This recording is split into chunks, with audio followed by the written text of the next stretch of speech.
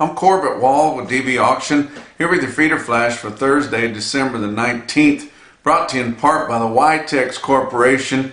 Since 1967, VITALIX has been committed to providing reasonably priced products with real value, including but not limited to all-American ID tags for all classes of livestock, but also check out their liquid and dust insecticides that they provide.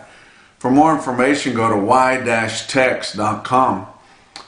Replacement season, we know it's the holidays, and that just seems like a replacement sales season every year about this time. As your feeder cattle sales are winding down, we start seeing a lot of replacement stock sales, and that just goes along with record keeping there. It's a good opportunity for people to improve their herds, to buy some new genetics, to maybe make their herd a little bit younger. But they can also, that's a reinvestment into their operation, so they can take that off of their taxes.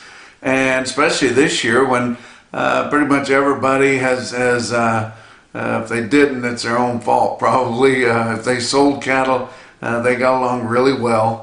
We had almost the whole year, we had near all-time record highs, reasonably within arm's reach of all-time record high prices. So people had some money to put back in.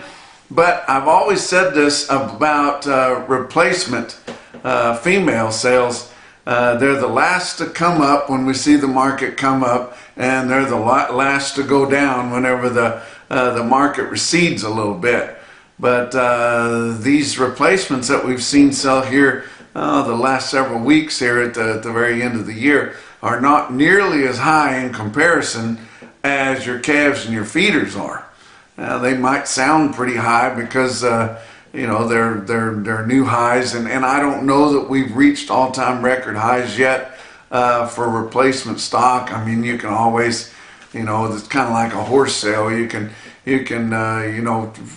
talk about them all you want to, and talk about all the genetics, and you can talk about all they've had and all they've got and all that kind of thing, and you just keep getting higher and higher. But as a whole, they're selling awfully well, but I don't know if they're quite to all-time record highs yet. We did have a pretty good sale there on Wednesday at Bassett Livestock Auction. They had their holiday replacement special. I thought it was very good.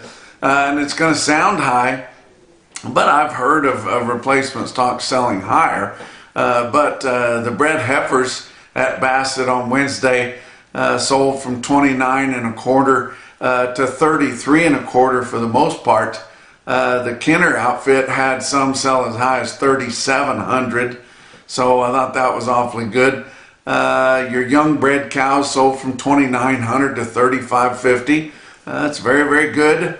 But I've heard of them higher before. Your solid and short and solid mouth bred cows bring from 2,500 to 3,160, with the Kenner outfit there selling some up to 3,600.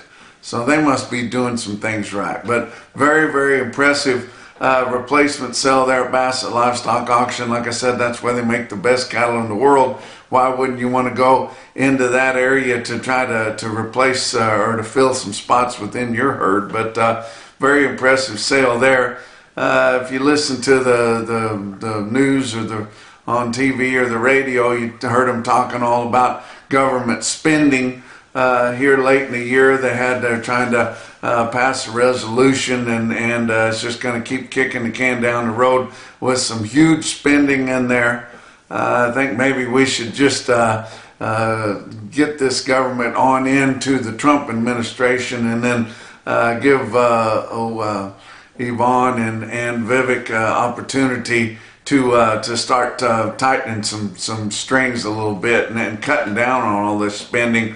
I worked for the government for about 18 years. I've now been out of the government for 10 years. It seems like forever ago. I'm glad I'm not still with them. I would have never lasted any longer than I did. And I guess I would have probably starved to death too if I would have still been doing the same job. But sure glad to be doing what I'm doing right now. with a good company and a good bunch of people. But you know, we talked about, as I'm looking back, you know, they're talking all about people working from home. I remember last year or two that I was with USDA, we were encouraged and almost forced to do what they call telework, to work from home, and for the main reason was because we were making a smaller carbon footprint by not driving to work or whatever. But anyways, I thought it was ridiculous right up until the time that like I said, I was pretty much forced to do it. And then when you do, of course, you got to take your laptop home with you, and you have to keep it on in case you know, somebody wanted to instant message you. It has to be like you're still there, but you're not really there. So I was all the time you know, sending messages to my supervisor. Okay, I'm teleworking from the back porch. Now I'm teleworking from the couch. Now I'm teleworking from the pot. So I had a lot of fun with that telework there, but it was kind of a joke. But I did notice that right after I left, or a short time after I left, whenever Trump had got elected, in that lame duck period before he took over office, we were always told that you know, this was the biggest we were paid on the GS scale. This was the highest job you could have without going to Washington D.C. or this job quotes this GS scale and this job quotes this GS scale. But after or before Trump got in, knowing that he wasn't going to be going for all kinds of wild spending, and this was over 8 years ago, they reclassified all those jobs and fell over themselves giving everybody raises before the Trump administration got in the last time. So I can see why they're trying to do that again, because he's going to be tightening those purse strings quite a bit. But it's funny how things just keep coming back like we've seen before. But there's a lot of wasteful spending in the federal government that I saw when I worked there.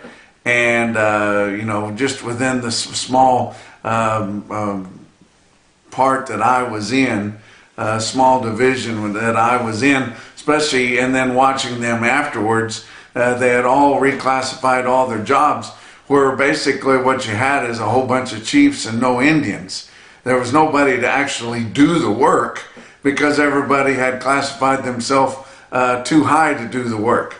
And so then they use their federal state programs, and the state people, which are usually a bunch better people too, they end up doing all the work with the government, with the federal government oversight there. But there's a handful of people that I worked with that are still there. You guys know which ones you are and that do a good job, and the ones that don't do a good job, I usually tell you about that too.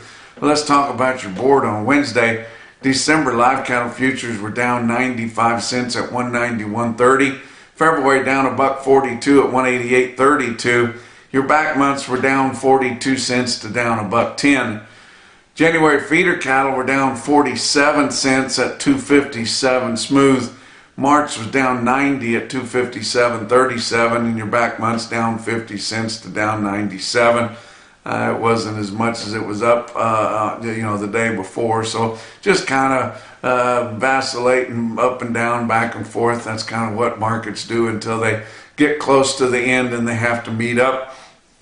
December live cattle, we don't have much further to go with it, and it sure didn't mind going down nearly $1 at night, 191.30, when your weighted average from last week was up around 194. Let's talk about your grains. Your March corn down, and all your ag commodities were down big on Wednesday.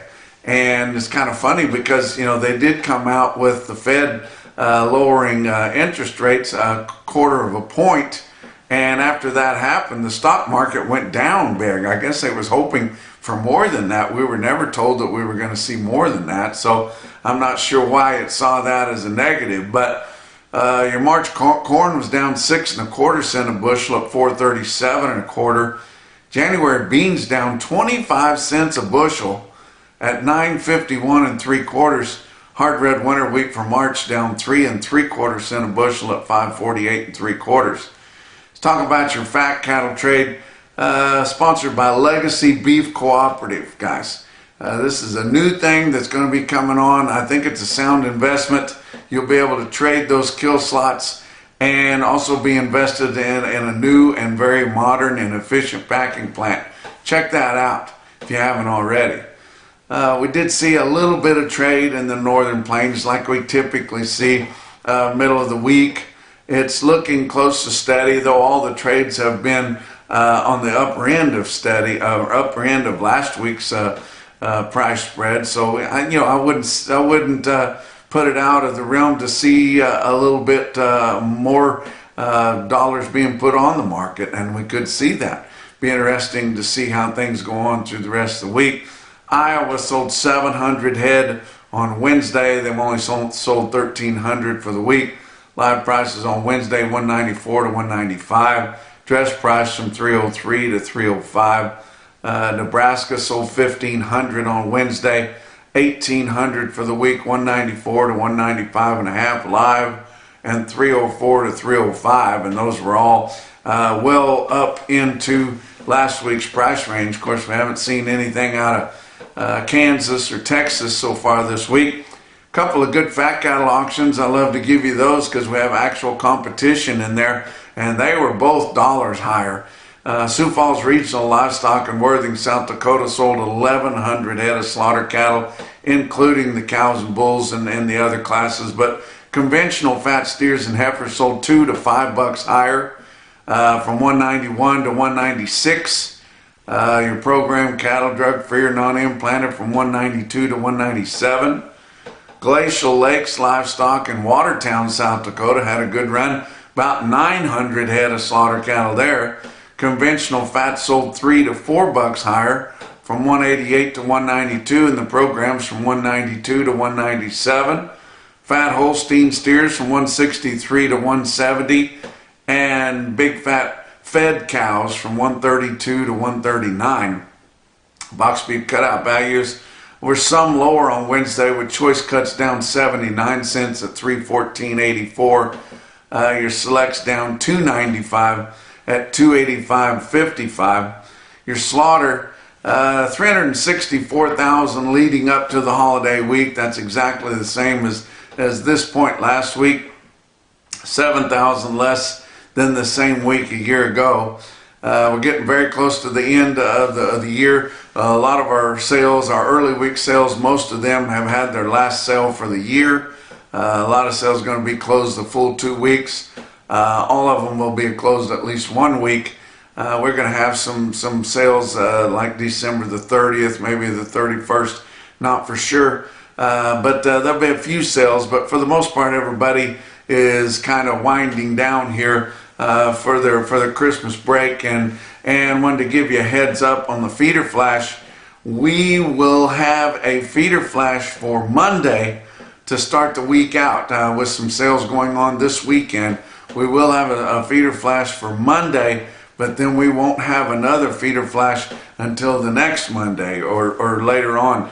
So we won't have another one next week, only the Monday feeder flash. But tell you what you guys could do for me. If you're watching this feeder flash on YouTube, go down and hit that subscribe button.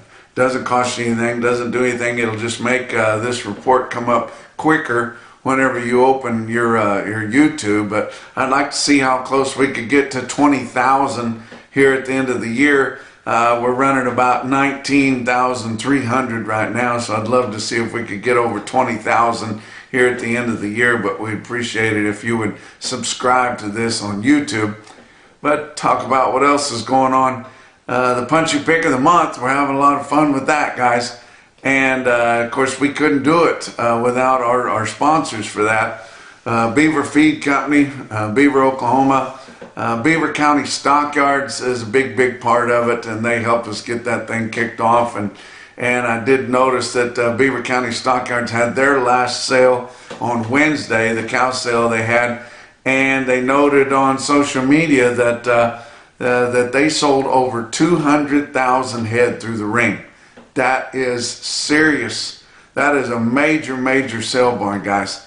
Always in my past talking about sale barns, if a sale barn sold over 100,000 through the ring a year, it was a major sale barn. So Beaver County Stockyards, as I've been telling you, is no longer just a country sale barn, guys. They're big. I don't think there's a sale barn in the whole state of Texas that sells over 100,000. And Beaver County Stockyards, just north of the North Panhandle border, selling over 200,000. Very impressive, guys. And then, of course, Farapiece, that revolutionary product that is scientifically proven. I'm going to stick one of our testimonial videos at the end of this episode of the Feeder Flash for you. Let's talk about your feeder cattle market, your real-time index on DVAuction. Late in the day on Wednesday, after all your sales have closed, sitting at 264.40, up another 54 cents. And you think, gosh, how they just keep paying more and more for that. I think a lot of it is these 7-weight, 2-way cattle, the 7-weight stockers that are also going into the index. We're seeing them up to and just over $3 a pound. Well, when you figure that into those cattle weighing in the eights, it pulls them up quite a bit. But 264.40, that's another day's end record for us on real-time index, highest we've ever seen. Latest CME cash feeder cattle index sitting at 263 even. Some big sales coming up here today on Thursday is Ogallala Livestock Auction. They've got a big feeder cattle and calf special there that we have, and you can check that out on DVAuction.com. I'm going to be heading out to Fallon, Nevada to help my friends out there at Nevada Livestock Marketing. Jack's got another big special coming up on Friday, and I thought it was going to be fairly light, just a couple of thousand, but I found out later it's going to be 3,500 to 4,000. Looks like more people wanting to get those cattle marketed before the end of the year. And then he's took on another large consignment of replacements. So he's going to have a lot of bred cows and some pairs and things on there too. You can check that sale out on Friday at DVAuction.com also. Let's talk about your big sales on Wednesday. OKC West, El Reno livestock market there in El Reno, Oklahoma. 7,600 for their 2-day sale with calves on Tuesday, feeders on Wednesday. They will be closed for the next 2 weeks. Their next big sale will not be until, I think, January the 6th. Anyway, feeder steers selling steady to $4 higher. Stockers, and I mean all the way up to $7.50 and maybe a little more than that. Stocker steers 10 to $12 higher. Didn't have a very good test on heifers, guys. I think more people are keeping heifers, not just in the northern plains, but everywhere. But a stick-out sale in El Reno was 103 steers, weighed 790 at 264.50. Several individual quotes from all around just to show you how good the market is. How about 5 States Livestock in Clayton, New Mexico? That was my old stomping grounds. I wasn't stomping too big back then. I wasn't fully grown yet, but they sold some fancy black peewee steers. There was 56 head of them. Wasn't too peewee. Weighed 485 and bring 366 right through the ring there at Clayton, New Mexico. How about United Producers Market there in Galpiolis, Ohio? And I probably misspoke that name of that town, but I don't think I could ever get it right. But a Feeder Flash gang member runs that sale. He told me about a load of heifers going to feed, weighed 600 pounds and bring 280 up there in Ohio at United Producers Market there. How about Hub City Livestock in Aberdeen, South Dakota? 81 steers, weighed 697 at 308.75. Thought that was pretty impressive. Torrington Livestock Markets in Torrington, Wyoming sells 74 steers, weighed 425 at 429. Anytime you get over 4 and start selling them well into the 4s, that's pretty damn high too, guys. But the most impressive market that I saw anywhere on Wednesday in your Macrocin No BS top quote for the day come out of Stockman's Livestock Market in Yankton, South Dakota. Their feeder sale, not the fat sale, but the feeder sale on Wednesday, they sold 127 head of steers. They weighed 1,003 pounds and bring 260. I'm not a mathematician, but I can tell you pretty close to what those are going to cost per head. That's your feeder flash for Thursday.